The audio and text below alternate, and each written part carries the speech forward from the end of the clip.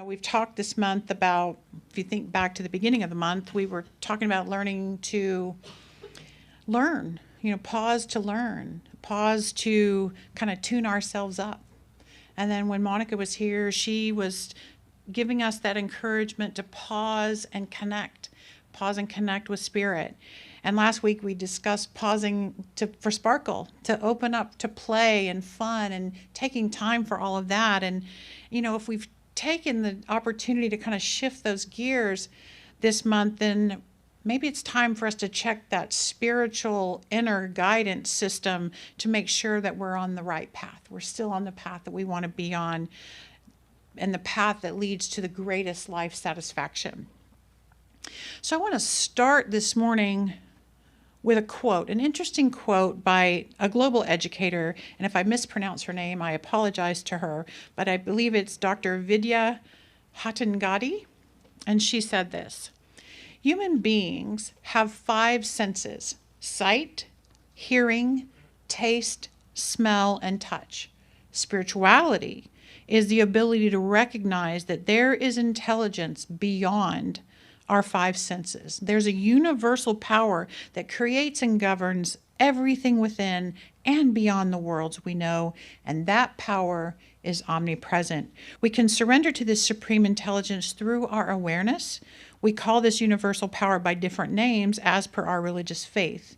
Spirituality makes things easier for us to go through the life's journey with all its ups and downs. It makes our lives happier. So today my title is Pausing to Listen, and I'm talking about listening on a spiritual level, as Dr. Hatangadi describes, not just with our ears, but with something greater than that. We live in a world and we have so much information coming at us. More information actually is accessible to us than ever before in human history.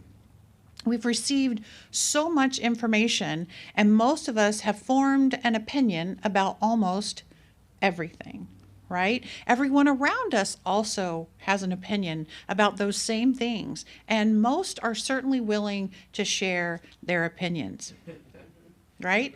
But who do we really listen to? And are we listening in a way that serves us the best? So first, for my lesson this morning, I want to get kind of nitty gritty a little bit in the lesson, and then I'll get a little bit more philosophical in a few minutes. But in your programs, there's a piece of paper. It actually describes my September class, and guess what? The other side is blank. So if you didn't get a program, raise your hand now, or if you don't have a pen, let us know, and we'll get that to you too. But I want you to write down 3 words on that piece of paper. And it really doesn't matter which piece of paper in your program you use, but a piece of paper. Write down 3 things. Space them out a little bit so you have some room. Health, money, and relationships. And when you have those 3 words written down, health, money, and relationships, next to each one of them, I want you to make a quick list of the people whose opinions matter to you about those things and the sources you turn to for information. So I'm going to ask you some questions to help you think of those people and sources. So if you were needing some guidance about conflicting information in those areas, where would you turn? Who would you turn to, or what source would you turn to? If you had a question, where would you ask that question? If you wanted to read or watch something related to those areas, where would you look? If you had a problem arise in one of those areas, who would you reach out and connect with? So take a moment to jot some of those people and sources down.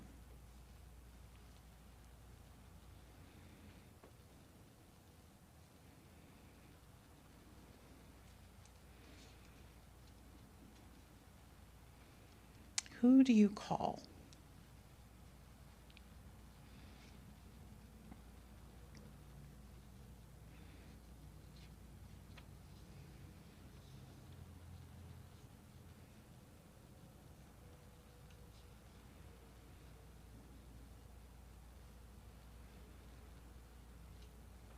as I talk, you might think of other names to add, because each of us has gathered around us a group of people and sources that inform us and guide our decisions. And hopefully we've chosen those people and sources wisely. Many years ago, I had to make a big decision about whether or not to leave my current position in the company I was working with in this city and take another one in another state. And if I had decided to do that, I knew my entire life was going to change. My social structures, my friendships, everything was going to change. And I felt kind of frozen in that choice because I knew the opportunity in the new place would be a great one, but I was uncertain if the entire change would really be beneficial to me. So maybe you can relate to that kind of a big decision. And sensing and seeing my hesitancy, I had this very caring boss at the time. And he said, "Laine, why don't you talk to your board of trustees?" And I'm like, "What are you talking about? I don't have one of those. And I've never even heard of one." And he said for me to identify people who should be on my board of trustees, my personal board of trustees, people who would encourage me to stretch and grow, people who could kind of see a bigger picture. Maybe they'd been around the block a few more times than me, that they could see the possibilities, people who I felt were wise and loving, people who had no agenda where I was concerned, but could advise and counsel me. Bottom line, people I could trust, right? So I was intrigued. I thought this was a very interesting assignment that he gave me. So I began to identify those individuals to serve on my own personal board of trustees. That was more than 20 years ago. And I can tell you that the members on my personal board of trustees have changed over the years, but I still have them. And I have some pretty strict qualifications to be on my board. To be on my personal board, you got to be a little bit older than me. You got to have been around the block a few times, right? And I insist that those people have some spiritual awareness, that they respect my worldview, right? I have to see that they live fearlessly. They live fearlessly. They have their own life of personal growth and evolution, and that's visible to me. And in the end, they have to give me one big piece of advice, and that is turn within, Laine, because ultimately you always know what is best for you. Turn within. Here are some thoughts I have. Think about these things. Turn within. So as you look back at your list on your piece of paper, can you identify some people that would meet the qualifications to be on your personal board of trustees? Do you consider them to be older and wiser? Do they share your value of spiritual guidance? Are they fearless and encourage your growth towards fearlessness? Here's the deal. Even if they're all of those things, and even if you have firmly given them a seat at the table, you know yourself better than anyone knows you. Because here's the important thing to remember. Everyone around you gets to see little bits and pieces of you. Little bits and pieces. They can see slivers of who you are, and they may get kind of glimpses into your mindset and your consciousness. They may have had a myriad of experiences with you. They may even live with you. But they do not know all of you. No one knows all of you, because in times of your own uncertainty, what they're going to do is they're going to hold up to you the picture that they've constructed of who you are based on the little pieces they've seen. They may say, "I know you. I know you." And if you don't know yourself very well, you might believe them. You might give them power to influence your choices more than you decide for yourself. But on the deepest level, you know yourself best. You are the only person that's ever been with you every single day of your life and every single experience you've ever had. You're the only one who has access to all of your thoughts and your beliefs, and you're the only one who is developing your reliance on the inner God within you.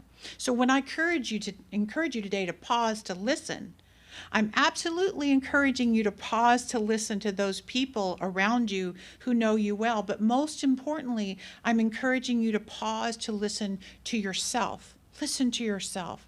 I'm reminding you that you're a spiritual being. You're connected to the infinite wisdom of the universe. You have direct access to the divine intelligence, and you are guided by that in your very soul. Pause to listen to that. Some people call it a still small voice. Yeah, I've heard it called like an inner yes and an inner no, like you just know things. That is the truest guidance in our lives. If anyone makes a suggestion for you to do anything, pause, turn within, check with your highest self, check your gut, as they say. So I have a poem that I want to share that's written by Mark Nepo, and he's written many books, but he wrote this book called 7,000 Ways to Listen. And in this poem, he speaks to the truth that no one knows best for you. You know what is best for you. And the poem is called Breaking Surface. And he writes, "Let no one keep you from your journey, no rabbi or priest, no mother who wants you to dig for treasures she misplaced. No father who won't let one life be enough. No lover who measures their worth by what you might give up.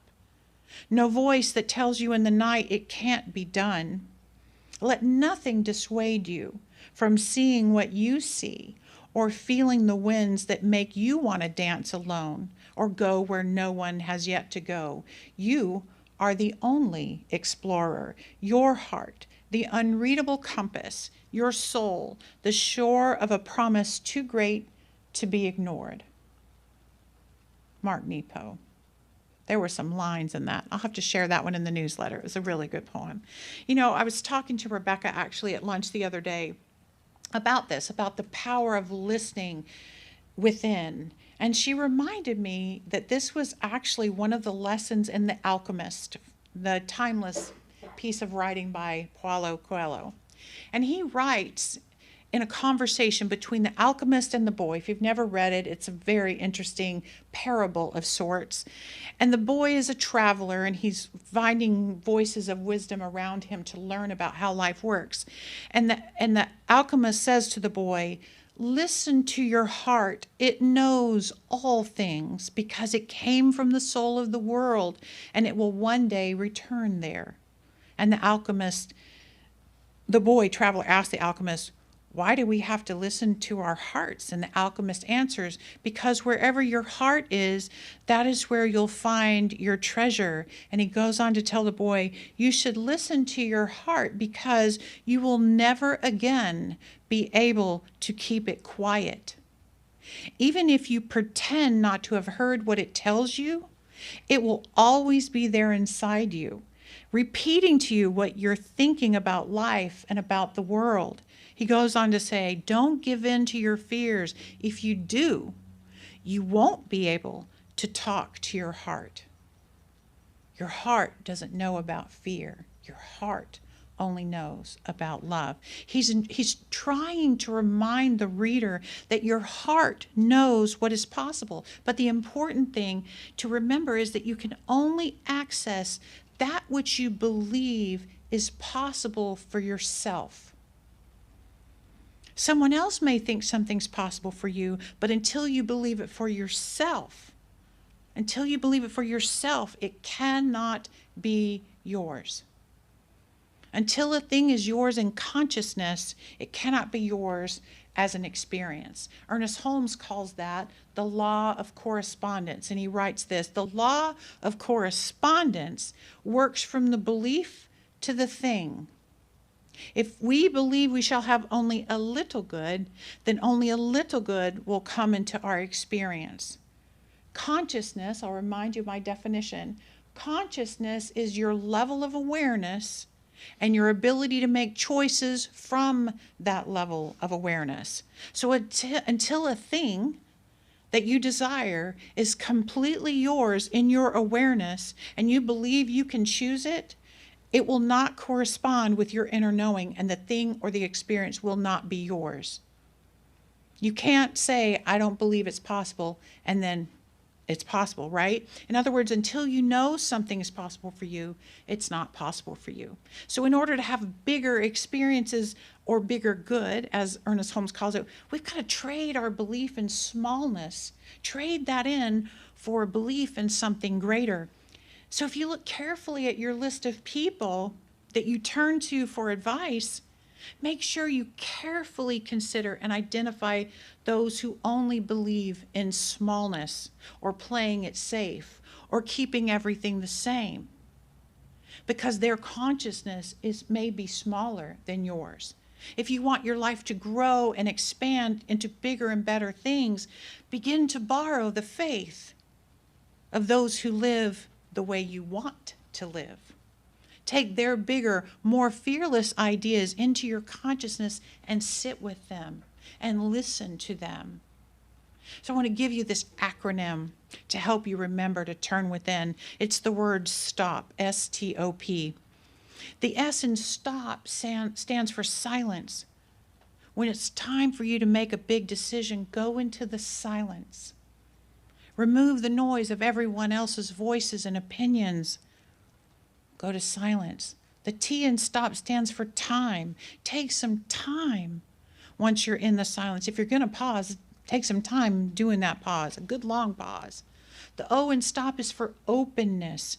As you stay in the silence, open yourself up for guidance, for knowing, for accessing your inner wisdom. That takes openness. And the P stands for presence.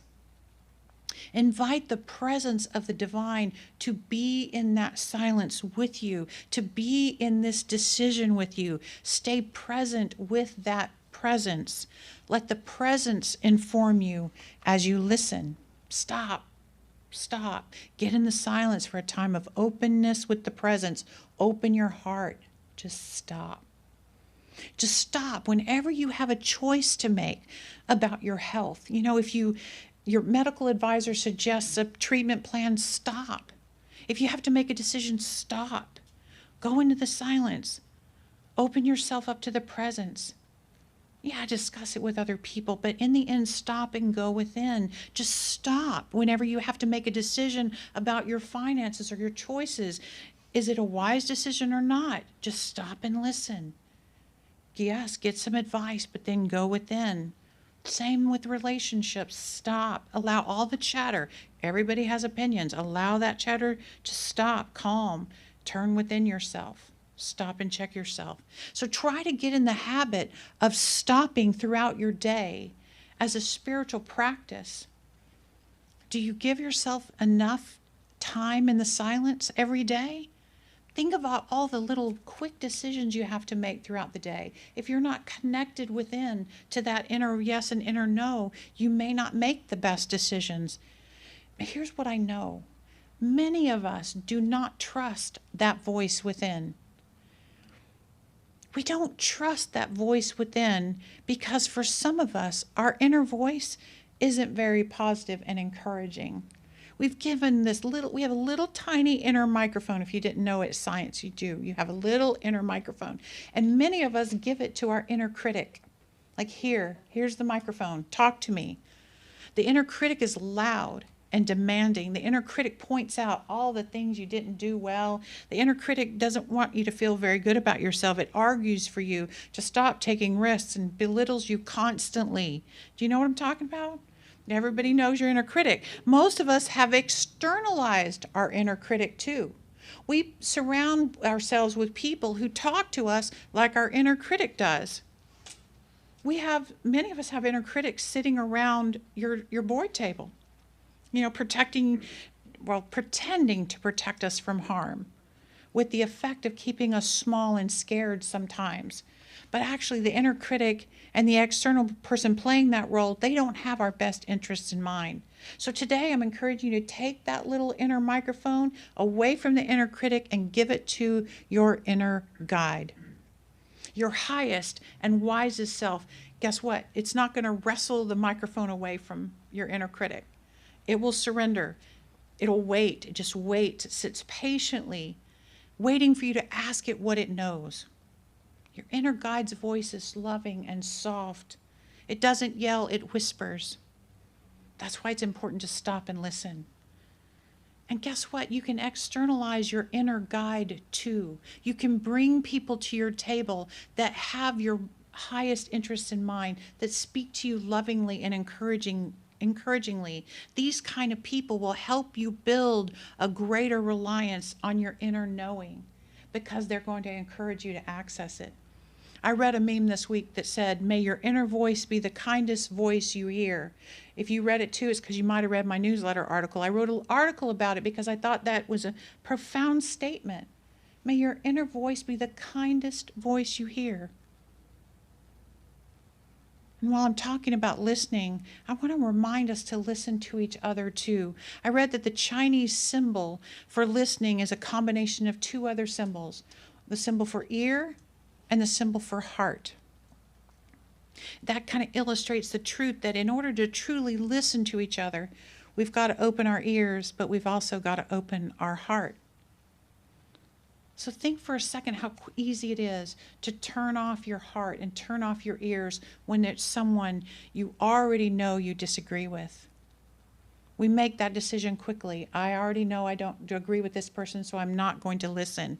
Perhaps it's someone who voted differently than you do, or see a solution differently than you do, or believe in ways you don't believe. It's easy to shift to a place where we block our listening with them. And it's also easy to see that they've stopped listening to us too. So what I'm seeing as a minister right now is I'm seeing that we are all hurting about this current reality of not listening to each other. Deep within us, our highest self only sees oneness and the truth of that. Our soul craves connection and harmony and love, but our human selves are busy keeping our shields of protection in place. One of my favorite philosophers, John Stewart, said this. He's great. He's very brilliant. He says, God speaks to us all a little differently, hoping that we'll tell each other. Think about that. What I know is that the only thing the God within is urging us to do is love everyone. Trust that every single person is on their own right and perfect path in this lifetime, and you are on yours. And those paths may be going in opposite directions or taking different routes through the mountains. But your path is yours and their path is theirs.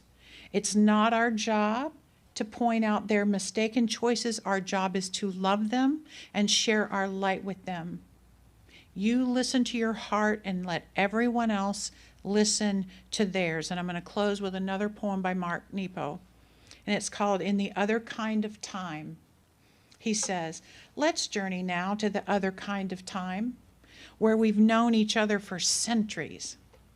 Beneath our names, beneath our pain, to the other side where we can stop to listen the way fox listen to the night.